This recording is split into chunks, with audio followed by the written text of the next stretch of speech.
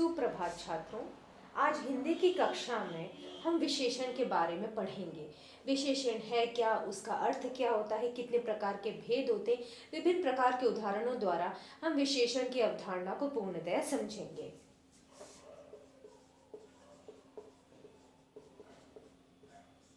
क्या आप में से किसी छात्र को विशेषण के बारे में कुछ पता है? विशेषण है क्या? नहीं।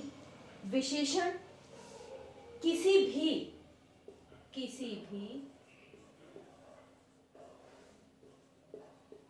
वस्तु, व्यक्ति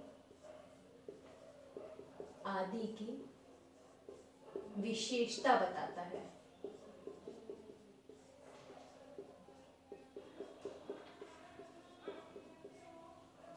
अर्थात अब आप लोग ये सोचेंगे कि विशेषता बताता है वस्तु या व्यक्ति की, तो किस तरह की विशेषता? जैसे कि अगर हम यह कह दें कि यह व्यक्ति, उदाहरण के तौर पे कह दें यह व्यक्ति गोरा रंग का है, या हम कह दें कि यह गाय मीठा दूध देती है, या आम बहुत मीठा है।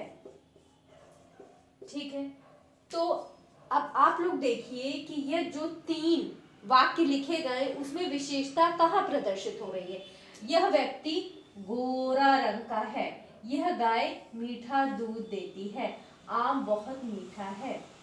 तो जो इनकी विशेषता है वो वाक्य विशेषण कहलाता है। यानी यह व्यक्ति गोरा है, यानी उस व्यक्ति की विशेषता क्या है? उसका गोरापन।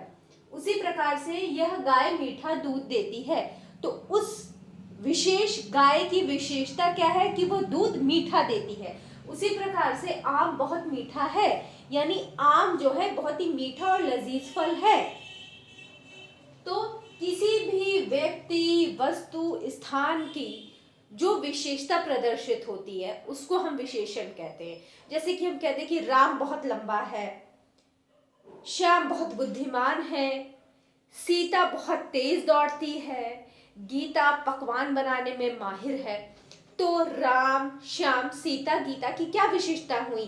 राम लंबा है, श्याम बुद्धिमान है, सीता पकवान बनाती है, गीता बहुत तेज दौड़ती है। तो जो उन व्यक्तियों की विशेषता हो गई जो कि उनको सबसे अलग करती है, वह क्या कहलाता है? विशेषण। अब चाहे वो किसी स्थान से संबंधित हो, चाहे वो किसी व्यक्ति से संबंधित हो, चाहे वो किसी वस्तु से संबंधित हो, उस व्यक्ति, वस्तु और स्थान की जो विशेषता होती है उसे हम कहते हैं विशेषण। ठीक है बच्चों, क्या आप लोगों को कुछ समझ में आया? विशेषण किसे कहते हैं? किसी भी स्थान, वस्तु, व्यक्ति की विशेषता को विशेषण कहते हैं, जो कि उसको अन्य सभी लोगों से अलग करती है। उसकी एक विशेषता जो बाकी सबसे उसको अलग करती है, उसको हम कहते हैं विशेषण। अब प्रश्न उठता है कि विशेषण के कितने भेद हैं, कितने प्रकार के विशेषण हैं? वैसे विशेषण के बहुत सारे भेद हैं, पर सबसे पहला भेद विशेषण का है गुणवाचक विशेषण। गुणवाचक विशेषण, जैसा कि नाम द्वारा प्रतिलक्षित हो रहा है, गुणवाचक यानी गुण बताने वाला विशेषण कहलाता है गुणवाचक विशेषण। जैसे कि अभी मैंने आपको उदाहरण दिए कि राम बहुत लंबा है, श्याम बहुत बुद्धिमान है। तो ये क्या कर रहे हैं? यह जो है वाक्य क्या प्रतिलक्षित कर रहे हैं? गुणवाचक विशेषण। ये गुण बता रहे हैं कि राम लंबा है, श्याम बुद्धिमान है। इस तरीके के विशेषण जो किसी व्यक्ति, स्थान, वस्तु के गुणों को प्रतिलक्षित करते हैं, गुणों को उभारते हैं, गुणों को बताते हैं, गुणों को प्रदर्शित करते हैं, उनको हम क्या कहते हैं? गुणवाचक विशेषण। समझ में आया?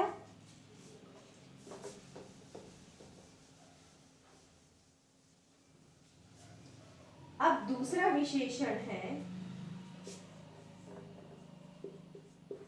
परिमाणवाचक विशेषण। परिमाणवाचक मतलब कि जो कि मात्रा, माप, परिमाण को बताता हो, यानी जिसको हम माप सकते हैं, तौल सकते हैं, उसको हम कहते हैं परिमाणवाचक। जैसे कि अगर हम यह कह दें कि यह सड़क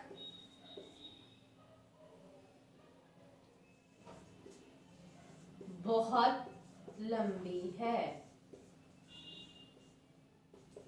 यह व्यक्ति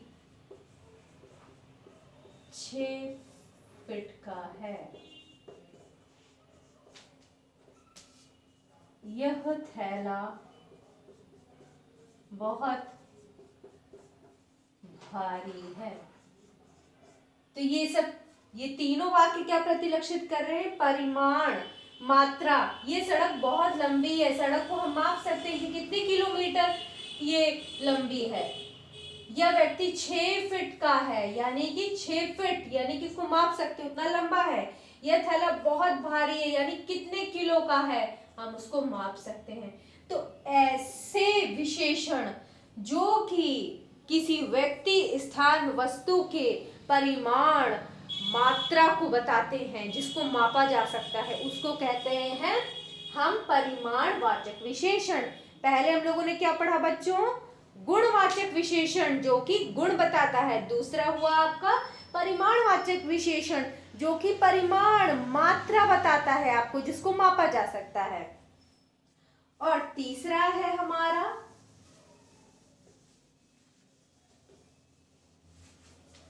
संख्यावाचक विशेषण।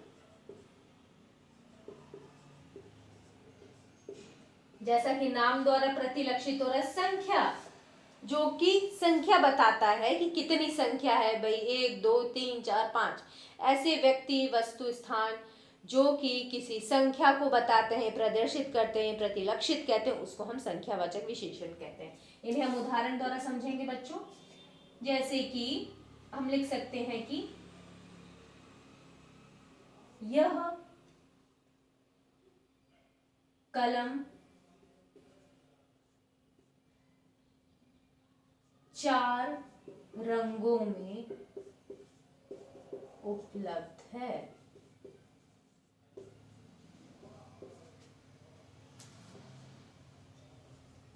स्कूली वेशभूषा की संख्या 100 से अधिक है। श्याम को 200 से अधिक नंबर मिले हैं। आप लोग समझ रहे होंगे छात्र, यह तीनों जो आपके हैं क्या बता रहे हैं? संख्यावाचक विशेषण। कैसे संख्यावाचक विशेषण बता रहे हैं? इसमें संख्याएं प्रतिलक्षित हो रही हैं। ठीक है। यह कलम 4 रंगों में उपलब्ध है, यानी क्या संख्या बताई गई? 4। स्कूली वेशभूषा की संख्या 100 से अधिक है। श्याम को 200 से अधिक नंबर मिले हैं। यह सारे क्या बता रहे हैं? वाक्य संख्याओं को प्रतिलक्षित कर रहे हैं। तो ऐसे वाक्य जो कि किसी वस्तु, स्थान या किसी व्यक्ति के संख्या को प्रतिलक्षित कर रहे हैं, उसको हम संख्यावाचक विशेषण कहते हैं। ठीक है छात्र, अब आप लोग समझ चुके हैं विशेषण की नहीं? विशेषण 3 प्रकार के होते हैं मुख्यतः। कौन कौन से? गुणवाचक विशेषण, परिमाणवाचक विशेषण, संख्यावाचक विशेषण। इसी प्रकार से व्यक्तिवाचक भी होते हैं जो कि किसी व्यक्ति के संबंधित विशेषता को प्रतिलक्षित करते हैं। इसी प्रकार से प्रश्नवाचक भी होते हैं जिसमें कि प्रश्न का बोध होता है। इसी तरीके से कई सारे विशेषण होते हैं, लेकिन मुख्यतः 3 होते हैं जो कि हमने पढ़ा। व्यक्तिवाचक विशेषण, दूसरा हमने पढ़ा परिमाणवाचक, तीसरा हमने पढ़ा गुणवाचक। ठीक है, तो यह सारे विशेषण जो कि किसी व्यक्ति, वस्तु, स्थान के हमारी संख्या प्रतिलक्षित करते, परिमाण प्रतिलक्षित करते हैं, उसे गुण को प्रतिलक्षित करते हैं। इन सभी प्रकार के विशेषण को हम गुणवाचक, परिमाणवाचक और संख्यावाचक विशेषण कहते हैं। ठीक है छात्रों, अब मैं यह आशा करती हूँ कि आप सबके मस्तिष्क में विशेषण और उसके भेदों से संबंधित अवधारणा पूरी तरीके से साफ हो चुकी होगी, पूरी तरीके से आप लोग समझ चुके होंगे। कृपया गृह कार्य नोट कर लें।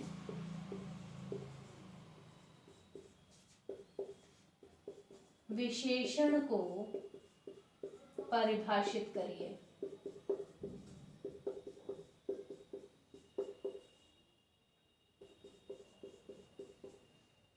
दूसरा, विशेषण के 2 भेदों को उदाहरण सहित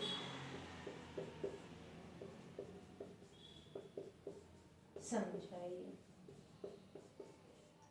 यह आप लोग कॉपी में नोट कर लें। विशेषण को परिभाषित करिए और विशेषण के किन्हीं भी 2 प्रकार के भेदों को उदाहरण सहित समझाइए। अगर किसी भी तरीके का कोई प्रश्न आपके दिमाग में, मस्तिष्क में आ रहा हो तो तुरंत मुझसे पूछ लीजिए, अथवा घर जाकर अगर आपको कोई प्रश्न आपके मस्तिष्क में आए तो अगली कक्षा में आप मुझसे बिल्कुल पूछ सकते हैं। मैं आशा करती हूँ आप सब इस कक्षा में विशेषण की अवधारणा को अच्छी तरह समझ चुके होंगे। धन्यवाद।